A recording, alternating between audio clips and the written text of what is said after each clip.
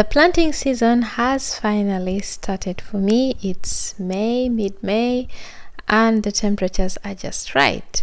If you have noticed, there are little containers on my bigger containers. Yes, this season I'm doing things differently. I'm trying to experiment a few things here and there, and I'll share the success, and you'll be with me all through to see how it goes. Those containers, I have put them there to help me with the watering so that my soil is not compacted, and also I'm looking forward to putting some compost there so that they can be able to give my plants the nutrition they require. I'm trying to use all the available resources that I have. So there I'll be putting a few leftovers from the household, and anything that can decompose, I'll try to put them in those small spaces. They're not yet fully complete. I'm thinking of putting some sponge below. Generally, I still have so many ideas on how to make those smaller containers work. But for now, I'm thinking of using them for watering and also putting in manure. Yes, so this is my garden all set for the season.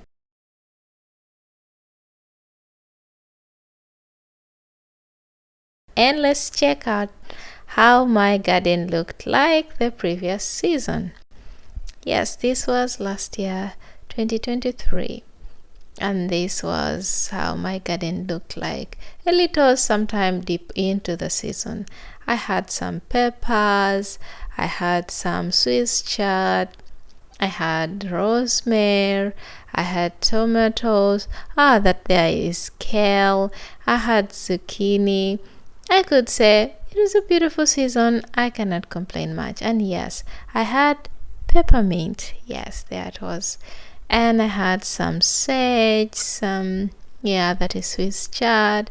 And I also tried to plant some, what was that? Some maize, though it did not work out so well in the balcony. And right there is some calendula to help me attract some beneficial insects like the bees to my garden.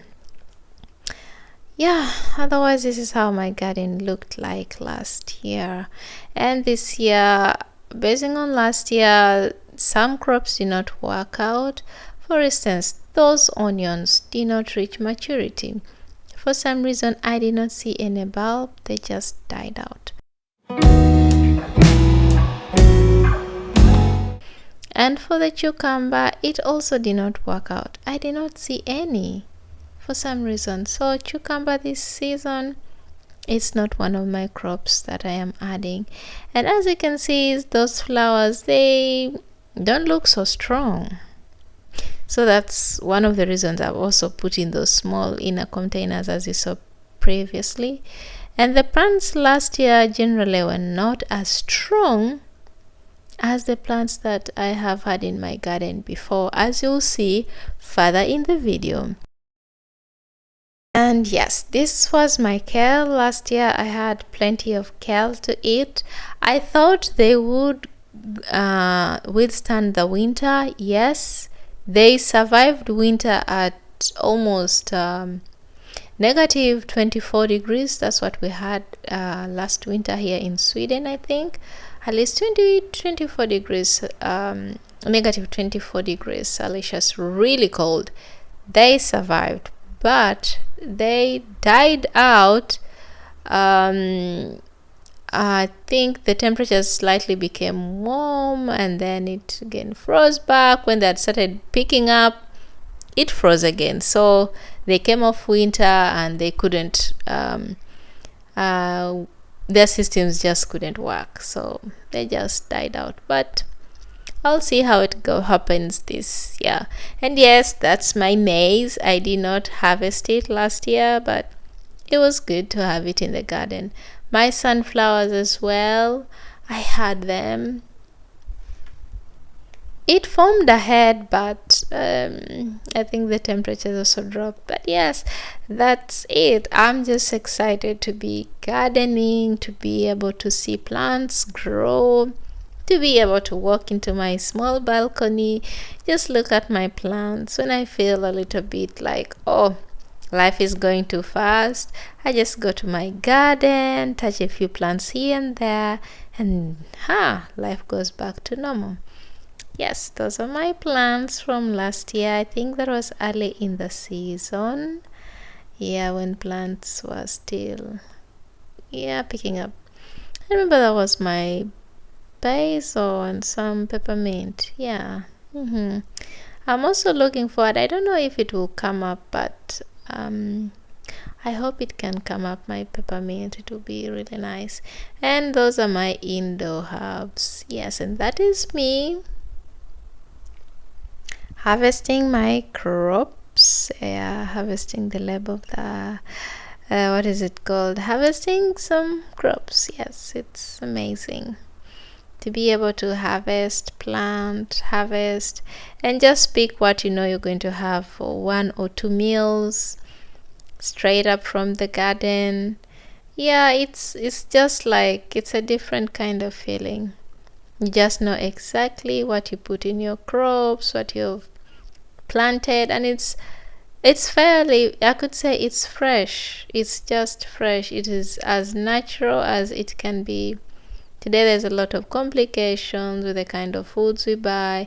Of course, I still buy food from the grocery stores, but it's a bigger vision that sometime soon I could be able to like grow enough food to sustain I and my household, so that we do not have to buy what we can grow. Yeah, that's what I think. Yes, and that was my zucchini. It did so well. I guess it was the only one that I harvested.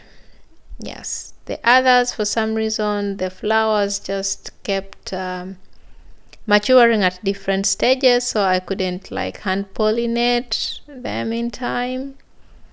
And something else, last year I wasn't able to like harvest peppers or I harvested tomatoes, but for peppers I really didn't have much luck with them. They didn't grow so well. I don't know what happened, but they're right there somewhere in the corner.